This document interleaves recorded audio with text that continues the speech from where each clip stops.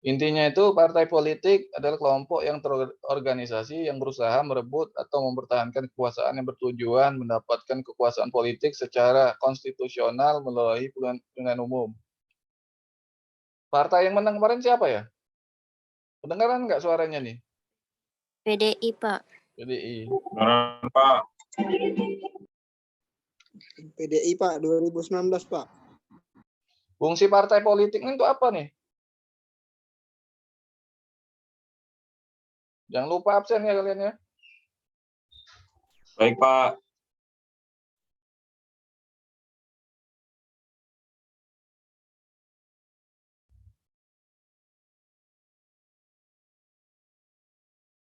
Partai politik apa nih?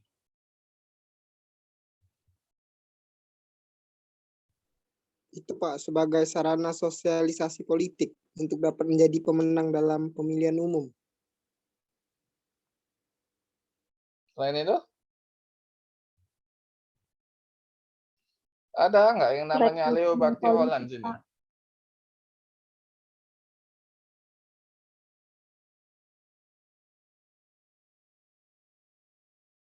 Halo? Ada nggak yang bernama Leo Bakti Holland nih? Ini kelihatan nggak kalian nih? Kelihatan, Pak, PPT-nya, Pak. Mungkin.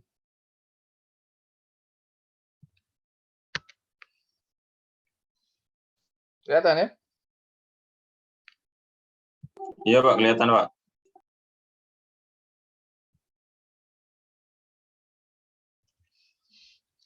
Fungsinya apa tadi?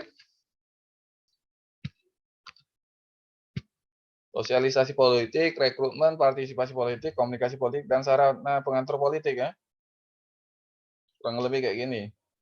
Minggu depan ya UMID kita UTS ya. Jadi banyak di rumah kalian bisa. Nggak perlu banyak keluyuran kan. Ini apa lila ini? Sistem partaian ada berapa kita nih? Amar, ada berapa Amar? Sistem kepartaian. Kalau fungsinya ini tadi, nah. Sistem partaian, Pak. Ya, kalau fungsi tadi nih. Nah, yang sekarang nih yang apa, Pak, tadi? Pertanyaan, Pak, apa, Pak, tadi, Pak? Ini, ada berapa sistem kepartaian? Oh, ada berapa sistem partaian? Ada 3, bukan, Pak? Hah? Ada berapa? Ada 3. Oh iya, yang PPT hari ini belum sengaja ya, belum diupload tadi pagi, ya, belum nyetel tadi. Agak siangan. Ada berapa nih? Ada 3, Pak. Apa saja, Dok? Sistem multipartai muncul karena adanya keanekaragaman dalam komposisi masyarakat negara tersebut, yaitu adanya keragaman ras, agama, suku, bangsa, kebudayaan, atau ideologi yang dianut dan berkembang di tengah-tengah masyarakat. 2. Sistem partai tunggal, artinya hanya ada satu-satunya partai dalam negara tersebut, contohnya negara yang berlaku. Sistem ini adalah Pantai Gading, Guinea, Kuba, Korea Utara, Mali, dan RRC. 3. Partai, sistem dui partai, artinya terdapat 2 partai atau ada beberapa partai, tetapi dengan peranan jaminan dari 2 partai dalam sistem ini. Partai-partai dengan jelas dibagi dalam partai yang berkuasa memenangkan pemilu serta partai oposisi kalah dalam pemilu, contohnya Amerika Serikat dengan Partai Republik dan Partai Demokrat. Itu aja, Pak. Ya, kurang lebih kayak itulah ya. Kalau di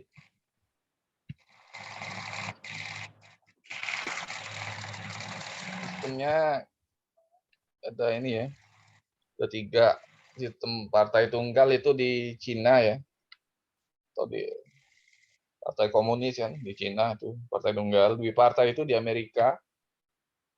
Partai Republik dan Partai Demokrat. Nah, saat ini Amerika dipimpin oleh Demokrat. Kalau kemarin Partai Republik. Republik ini cenderung ya. Cenderung apa nih kalau Partai Republik Amerika?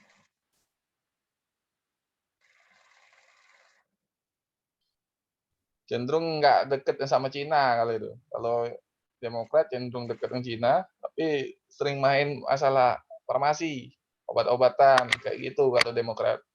Republik tidak yang itu, tidak yang mikirin kayak perusahaan farmasi dan sebagainya tuh. Makanya kalau di Amerika kan ada baru-baru ini kan ketahuan kan di Ukraina itu ada hasil lab Iya Pak, ada. pengayaan virus itu.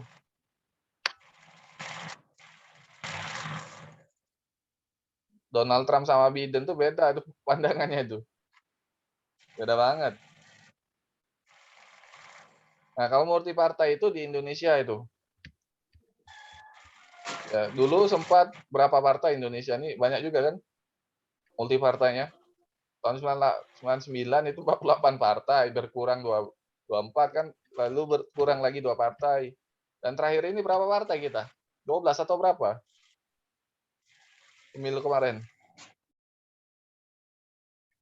Halo. Kalau zaman Pak Harto 3 partai. Zaman Bung Karno kan berapa partai itu? 10, kurang lebih 10 ya kalau di zaman Bung Karno tuh, Orde Lama. Berapa partai nih sekarang? Pemilu 16 kemarin. bukan, Pak? Hah? Berapa partai kita? Kemarin, pemilu kemarin. Yo. Berapa partai yo? 16 bukan, Pak? Kayaknya 16 ya? 16 itu bukan? Pemilu kemarin. Ikutin berapa partai nih? Iya Pak, kayaknya memang 16 Pak. Ada 16 ya? PSI dengan Perindo Pak. Kurang lebih 16 ya? Pemilu kemarin. Ini apal kan ini di negara mana digunakan ini? Apal nggak nih?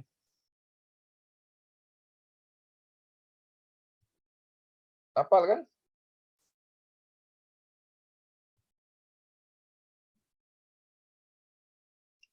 Oh, di negara Indonesia ini multi partai. Ini di Amerika, ini di Cina. Ini yang slide minggu kemarin ini mungkin udah apal ini karena belum puasa nih kita durasi kan mikir. Minggu depan ya ujian kalian. Ujian. Banyak acara di FISIP nih. Kewalahan juga. Bisa kan ini? Slide ini yang kalau yang ini sudah ada di e-learning yang hari yang pertemuan 7 yang belum. Taruh ya.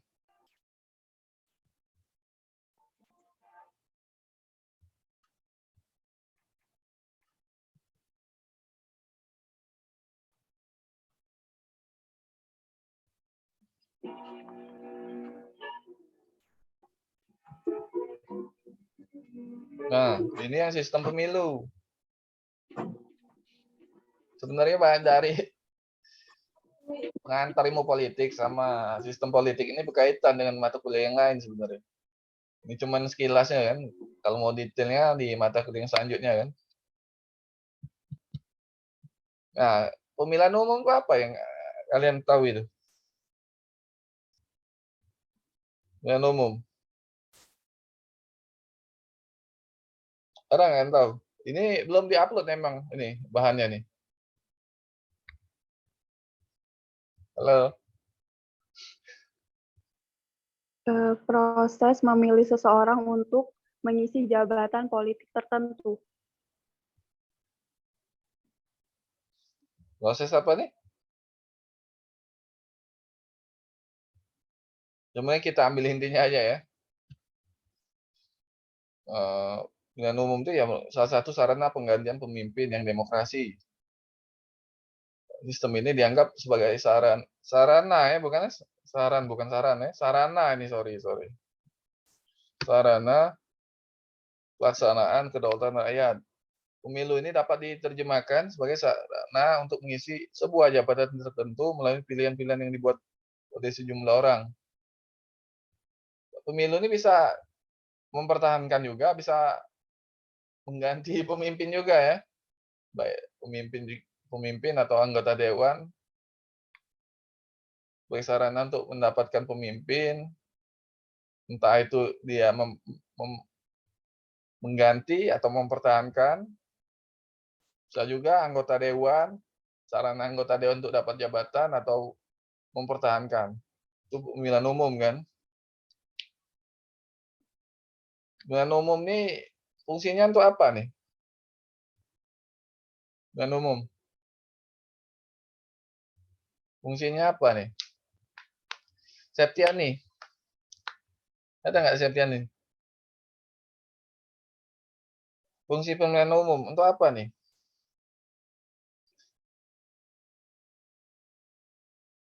Cindy? Fungsinya apa tuh Cindy? Yo.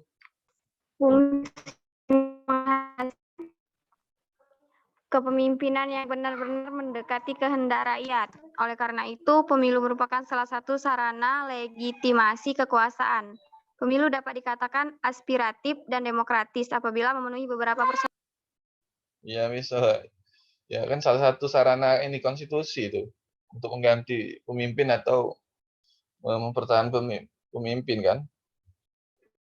Nah, ini fungsinya untuk apa nih itu?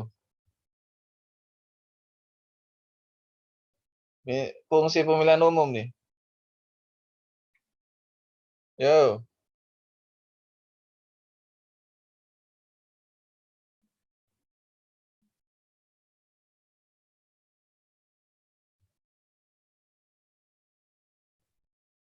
Ayo, dijawab. Sarana kedaulatan rakyat untuk memilih pemimpin maupun wakil rakyat, Pak. Ini ya. Nah, jalur kehendak pilih rakyat, bentuk pemerintahan yang bertanggung jawab, akuntabel dan transparan. Dan untuk merefleksikan demokrasi yang ada di sebuah wilayah atau negara. Ini fungsi pemilihan umum. Nah, kalau lembaga penyelenggara pemilu siapa itu? Lembaganya apa? Lembaga apa penyelenggara pemilu maupun pengawas? KPU, Pak. KPU. Kalau pengawas? Siapa pengawasnya? Banwaslu, bukan, Pak? Ya, iyalah.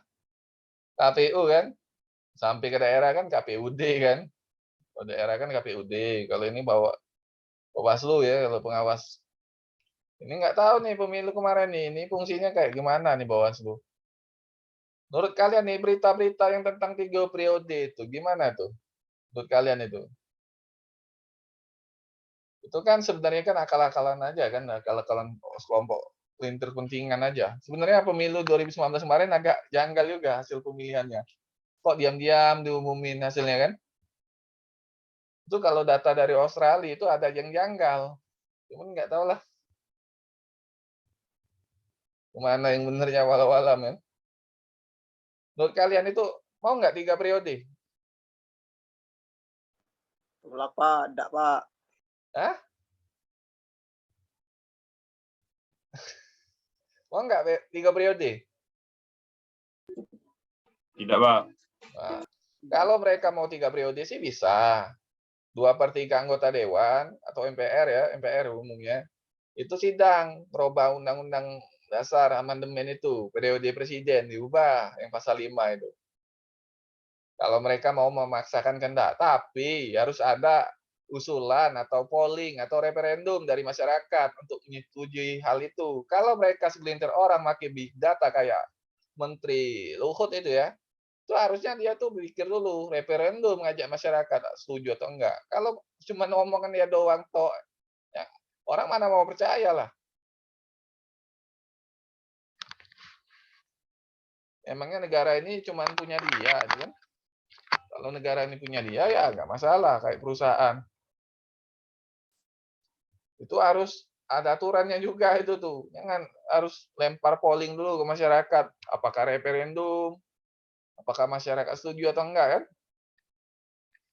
Ya, aktivis reformasi dulu menginginkan cuma 2 periode presiden itu. Lebih dari 2 periode itu enggak ini lagi, enggak cocok. Sebenarnya Undang-Undang Dasar 45 itu kebanyakan bablas itu sudah amandemen atau perubahannya itu cukup periode presiden aja. Kalau yang sekarang ini udah kacau balau itu. Apalagi sekarang kebanyakan terlalu banyak lembaga-lembaga negara, lembaga tinggi negara yang ujungnya habisi anggaran negara, apalagi anggota dewan terlalu banyak. Nah, yang ini asas pemilu apa nih? Asas pemilu. Luber, Pak. Hah? Langsung, umum, bebas, dan rahasia. Ini, sorry, kebalik kayaknya. Oh iya, kebalik.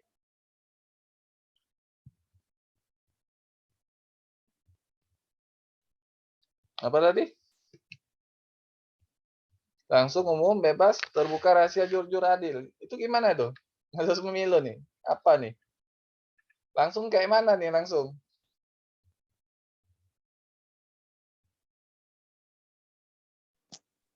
Itu Pak. Memberikan suara secara langsung tanpa diwakilkan. Kalau umum?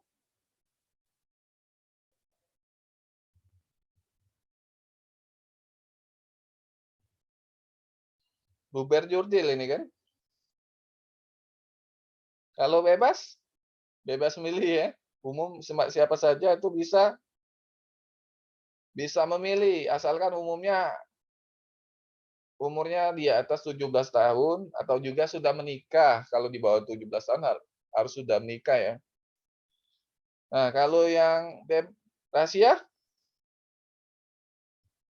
Oh, bebas kan bebas memilih siapa yang mau kita itu bebas. Rahasia itu pemilih itu jamin rahasianya.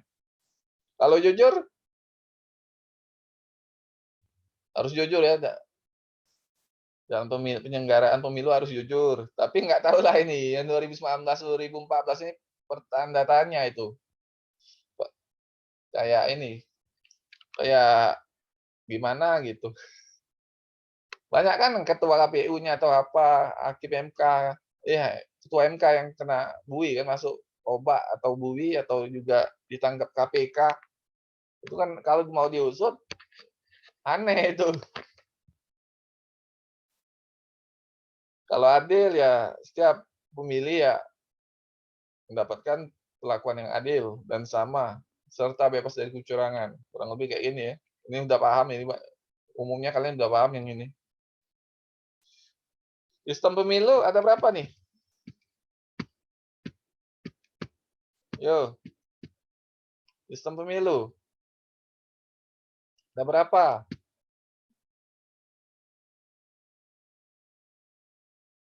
Ayo. Ada 2, Pak. Ada 2? 2 atau 3? 3, Pak. 2 atau 3? 3. Sistem distrik, proporsional, campuran. Nah, distrik ini kayak mana nih distrik? Sistem distrik. Sistem distrik. Yang kayak gimana? Dan di negara mana ini berlaku nih sistem distrik ini? Kalau Indonesia ini campuran juga ya. Kalau untuk yang Indonesia campuran, distrik proporsional karena suara terbanyak untuk pemilihan anggota dewan. Misalnya anggota dewan itu 40.000 nih. Proporsional kan, separuh proporsional, separuh distrik. Distriknya tuh kayak gini. Anggota DPD itu dipilih maksimal per provinsi itu 5 orang. Nah, itu kita memakai sistem distrik Indonesia. Indonesia memakai sistem distrik karena memilih anggota DPD-nya kan itu memakai sistem distrik yang di mana anggota DPD itu maksimal 5 orang per provinsi. Kalau sistem proporsional yang Indonesia pakai untuk pemilihan anggota dewan. Nah, contohnya kayak gini ya.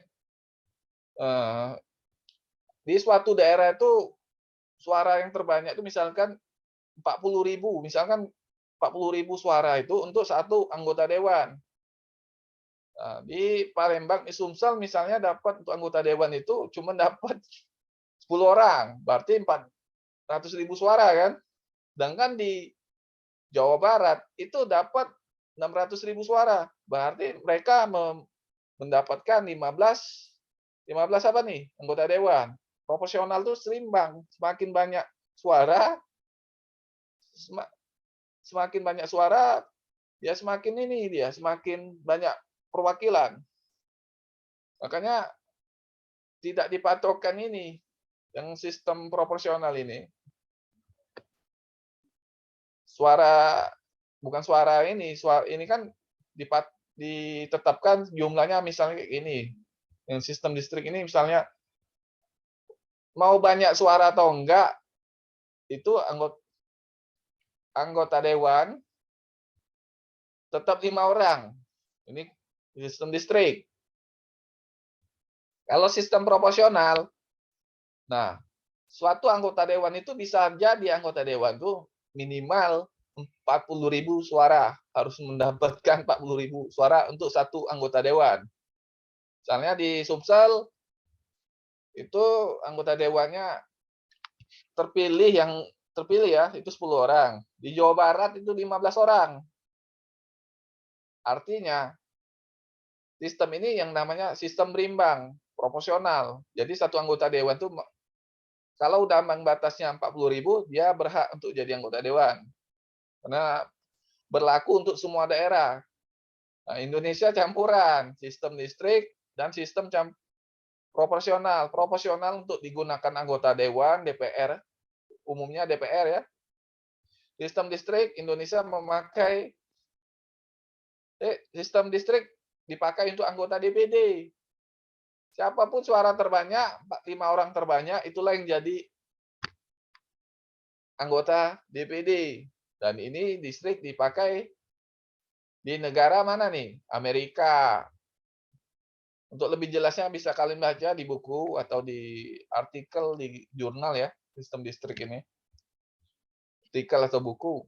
Kalau yang ini sistem suara yang berimbang ini. Misalnya minimal syarat anggota dewan itu 40.000 untuk jadi anggota dewan. Jadi suaranya itu harus 40.000.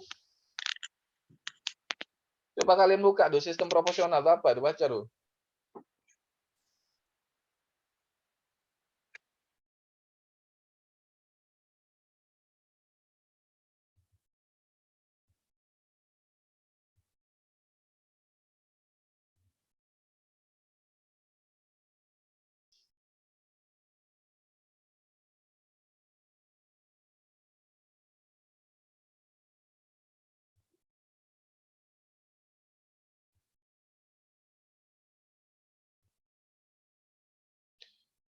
Sampai sini paham nggak nih kalian nih? Kalau campuran itu sistem, kita itu memakai kombinasi distrik dan proporsional. Proporsional itu minim suara ini ya, suara yang berimbang. Proporsional itu misalnya di suatu daerah di seluruh Indonesia. Nah, kalau yang mau jadi anggota dewan minimal 40.000 suara. Nah, jadi kalau ada suaranya yang terbanyak, siapa yang paling banyak yang banyak terpilih di suatu daerah itu banyak anggota dewannya bisa 40.000 lebih, bisa ini ya, bisa mendapatkan setiap masing-masing bisa dapat 40.000, mereka berhak untuk jadi anggota dewan. Itu DPR kan yang berlaku pada saat pemilihan anggota dewan, DPR khususnya. Kalau di sistem distrik Indonesia memakai anggota DPD, siapapun yang suaranya mau seimbang atau enggak, ya suaranya siapa yang terbanyak kalau ini distrik ini. Siapa yang banyak 5 terbesar itulah yang menang. Itu sistem distrik, kalau proporsional enggak, beda dia. Itu yang paling banyak anggota DPR itu Jawa Barat ya, enggak tahu berapa. Kalau Sumsel kemarin 17 itu di anggota dewan. Kalau di Jawa Barat itu 20-an kayaknya. 20 lebih. Paling banyak di Jawa Barat karena penduduknya banyak, jadi mereka banyak juga yang masuk di anggota dewan.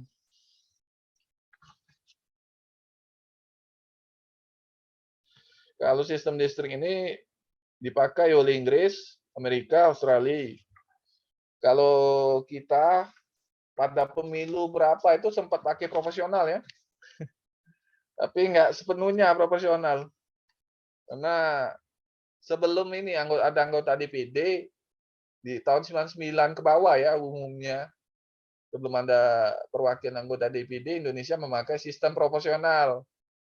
Oh sekarang nggak lagi pakai yang campuran Indonesia. Proporsional itu tergantung jumlah kursinya, yang dapatnya berapa tuh kan. Misalnya suaranya tuh yang bisa minimal suatu daerah tuh 40.000, kitanya dapat 600.000 kan. 600.000 suara itu didapatkan masing-masing anggota dewan. 600.000 misalnya. 40.000. Satu dewan tuh harus jadi anggota dewan tuh 40.000. Jadi anggota dewan tuh yang terpilih 40.000 cukup suara mereka yang akan jadi anggota dewan. Minimum suaranya tuh 40. Itu yang sistem berimbang. Kalau sistem distrik suara yang terbanyak ya. Kalau yang Betul, Pak. profesional nih ya berimbang. Misalnya ada pengaturan suara, jumlah ambang batas suaranya. Kalau distrik enggak dia. Siapa yang terbanyak dia yang menang. Sampai sini paham nggak? Paham, Pak. Kalau yang proporsional minimal ada ambang batas suara untuk jadi anggota dewan. Semakin banyak orang yang anggota dewan memenuhi syarat untuk memenuhi ambang batas itu, ambang batas contohnya 40.000 kan. Jadi dia yang akan jadi anggota dewan. Kalau distrik enggak, siapa yang urutan 1 sampai 5? 5 terbesar. Indonesia sudah pakai sistem campuran. Dulu sempat pakai proporsional pada saat era Orde Baru. Kalau sekarang campuran Indonesia. Sistemnya. Sampai sini paham nggak kalian? Paham ya? Di saat ini kita ini Paham, pakai Pak. di kita di campuran ya. Kalian sudah ini kuliah apa nih? Sudah ini? Nggak ada yang ditanya. Kalau masalah sengketa pemilu, bentar ya. Ini mau tanya di kalian ini. Masalah sengketa pemilu itu gimana nih? Halangan. Diselesaikan di siapa nih sengketa pemilu? Masalah sengketa pemilu.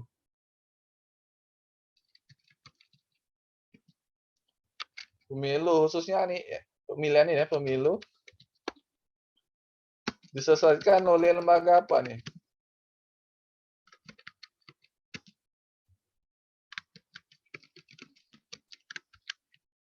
Nah, masalah sengketa pemilu, baik itu suara, biasanya sih kepala pemilihan ya,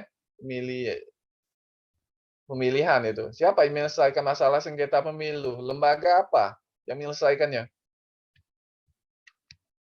Lembaga yang menyelesaikannya. Lembaga apa nih?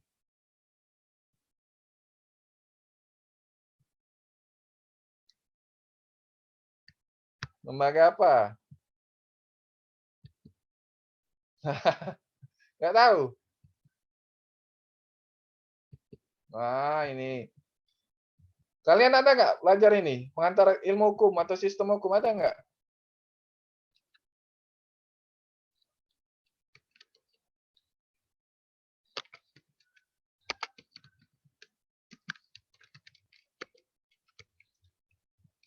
Ini yang menyelesaikan masalah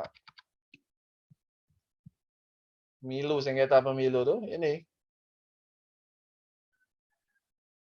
Nah, lembaganya. Jadi kalau urusan sengketa pemilu itu mengajukan peninjauan kembali atau juga mengajukan gugatan ke Mahkamah Konstitusi yang kita sebut atau kita singkat itu MK. Mahkamah Konstitusi. Ini kalau nggak puas hasil pemilu, kalian bisa ngajukan ke lembaga.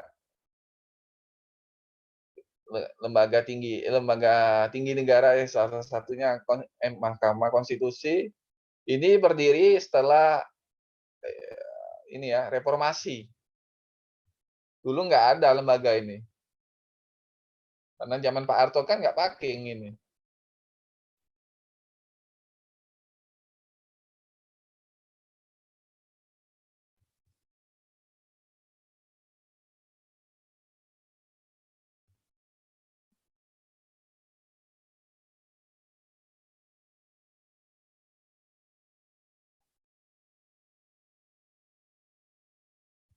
Sampai sini paham nggak kalian? Ini nanti saya upload ya, baik itu di YouTube maupun file ini, file e-learning. Pak. Mudah-mudahan kalian bisa jawab ini ya soal UTS minggu depan. Jadi fokuslah kalian belajar materi yang disampaikan dari pertemuan awal sampai akhir, yang sampai hari ini.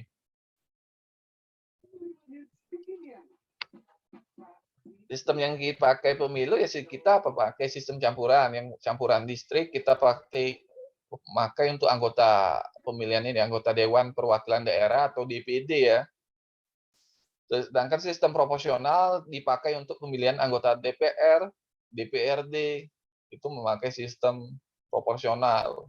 Yang minimum ambang batas anggota dewan itu harus ada harus anggota dewan itu memenuhi minimum ambang batas suara. Misalnya suaranya yang harus jadi anggota dewan itu 100.000, harus 100.000. Kalau dia 40.000, 40.000. Kalau distrik enggak. Dia suara yang terpaling banyak itu yang akan menjadi ini ya, menjadi anggota dewan atau juga DPD kan.